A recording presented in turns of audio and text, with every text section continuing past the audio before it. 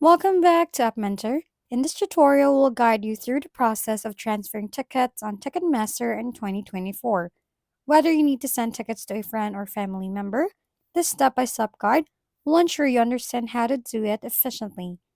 Open the Ticketmaster website or app, click on the Sign In button located at the top right corner, enter your email and password associated with your account, click Sign In to access your account.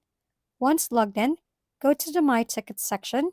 Find the event for which you want to transfer tickets. Click on the event to view your tickets. In the event details, locate the tickets you wish to transfer.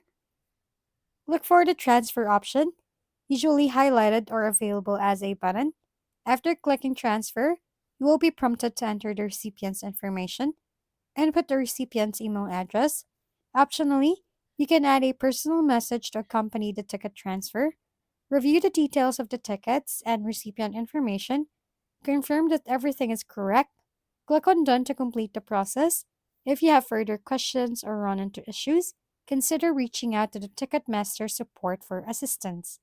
Thank you for tuning in to App Mentor. If this video is helpful, please don't forget to like, hit the subscribe button, and leave a comment for any suggestions. See you on the next video!